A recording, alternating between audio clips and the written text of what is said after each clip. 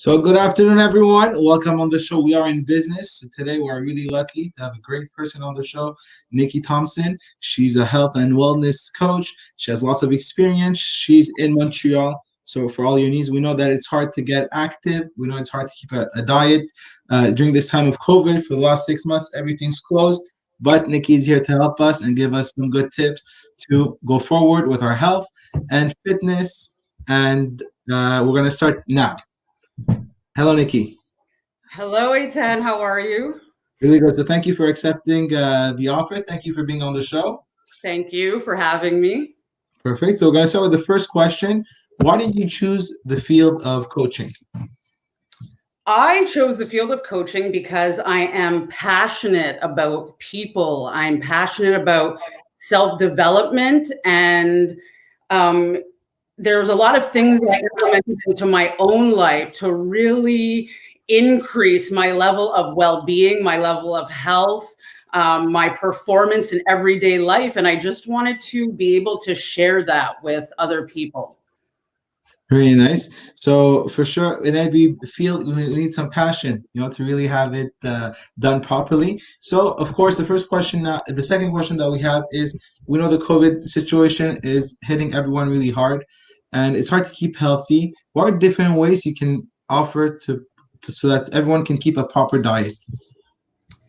So diet, that's where people struggle the most, I would say, based on my experience with clients. But the easiest solution I can offer is really just to keep it simple. Don't be hard on yourself if you want to have a little treat, but make sure day to day you're having a balanced diet. There's no reinventing the wheel. Have some lean protein, some vegetables at least 2 times a day, a little salad at least 2 times a day, drinking at least 2 liters of water. If you're doing that, you're going to be good. And one of the best ways to make sure you stay on track is plan ahead. Like, have your day that you're going to write out your grocery list. Go do your groceries. When you get home, you wash your fruits and vegetables, and even maybe do some batch cooking. Maybe cook for the next 3 days, or cook for the week and put some in the freezer. The better prepared you are, the less chance there is of just eating poorly or trying to get fast food or quick fixes. Have a plan. So know your grocery list day. Don't go to the grocery store hungry, guys, because you'll pick up lots of snacks. And then just plan your meals.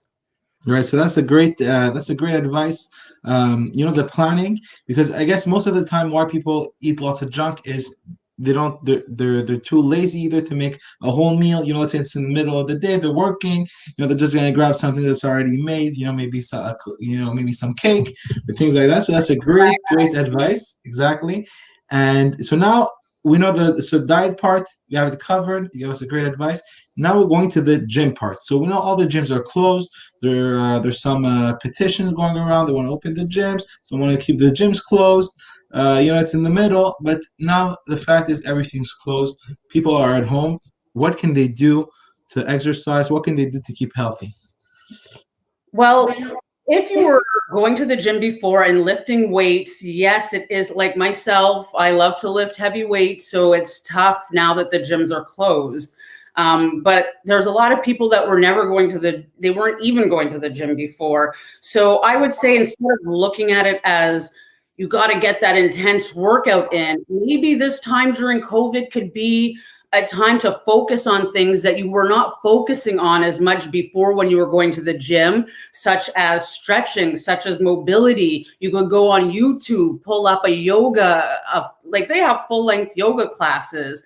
And if you really just want to keep it simple, here's some things you could do every day just to maintain: squatting, hinging at the hips. Some people might not know what hinging at the hips is, but send me a message if you don't, and I will even show you a video of what that is.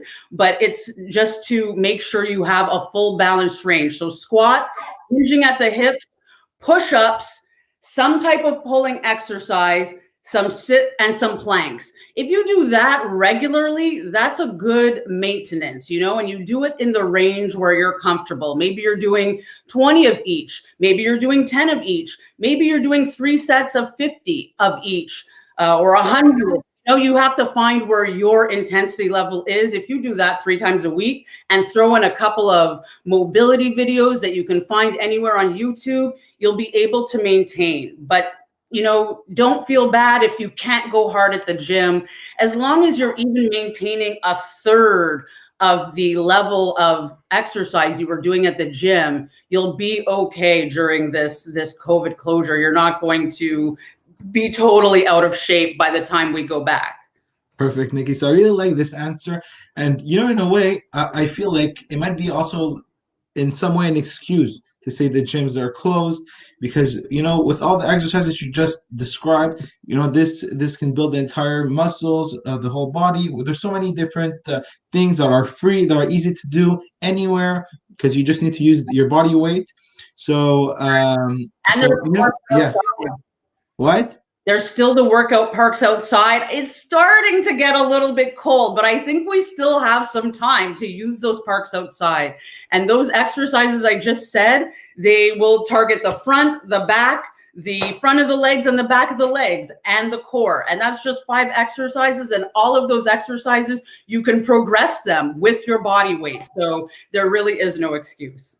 Really good. So now this leads us to the next question. So we know every year, everyone's goal is to lose weight, 10 pounds, 20 pounds, you know, to get back in shape. And unfortunately, with a cold winter, everyone likes to stay home and they don't get to keep, you know, to accomplish the goals that they have in mind. So the question is, why is doing this type of commitment so hard? The reason why it's so hard is because how we live our lives day to day is a habit. 90% of our lives is on autopilot. So if you haven't trained for a year, 5 years, 10 years, 20 years, and now all of a sudden you think you're going to change the program in your brain to, I'm going to go to the gym 5 days a week. You might do it for a few weeks. You might be muscling through and doing your best, but at some point you are more than likely going to stop, because we are designed to stay comfortable. Our brains like to be comfortable, and that's what the brain will fight for. So it's like you're going against your own nature. That's where the health service I offer, mindset training, is included in that I can help people to actually stick to their goals, to reach them. And part of that is learning how to change habits, adopt new habits. And I'll give you a couple of tips. One of them is to take it easy, take it slow. Like, you don't go from 0 to 100 overnight, you know? A lot of people try to start too intensely. Like, I'm going to cut out all sugar, all carbs, eat super healthy, go to the gym every day. That's too much for your mind to try to change at once. A new habit, like going to the gym, eating healthy, a new habit is not installed into your life. It is built slowly but surely, step by step. And one of the best ways to start is to start with a plan. Just like I said with the eating, you need to write out your goal, be specific with your goal, know what steps you plan to take every day or 3 days a week or 2 days a week, wherever you're starting. Know what you're going to be doing, because just one day saying, okay, my resolution is to lose weight, this is so vague. Your body's going to be like, no, we don't want to really do this. We want to go back to the couch. Like, there's no plan, and it has to be step by step. Right. So really nice, Nicki. This is a great answer. And basically it seems that everything comes down to having a business plan. So instead of having a business plan for your business, like the same way you have a business plan for your business, you need a business plan for your health. And that's a great advice. Do you have any other advice that you can give us to help us achieve our goals? Just another one that you can think of quickly? The best advice I would give to people is, don't be hard on yourself. Never, never, never be hard on yourselves. It is counterproductive. And to also even treat yourself the way you would treat a child or a good friend, be understanding.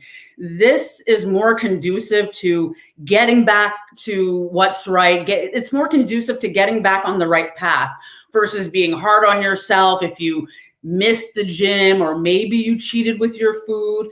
That negative feelings or thoughts will reinforce the bad habits you probably had before. So just be easy on yourself. See it as a journey. You have to focus on the process. Focus on what you need to do day to day. Don't focus on the long-term goal. Yes, set your goal. Make your plan, your health plan, business plan. But once you make the plan and you know what your goal is, your focus is in the present moment. That's it. You need to stop. Oh no, I want to lose 30 pounds and I ate this burger. What's the point? I give up. A lot of people get that in their mind. And it's like, no, this is today. Tomorrow's another day. Be easy on yourself. Start fresh again. That's the advice. Excellent. Thank you, Nicki. Those are great advices that you give us.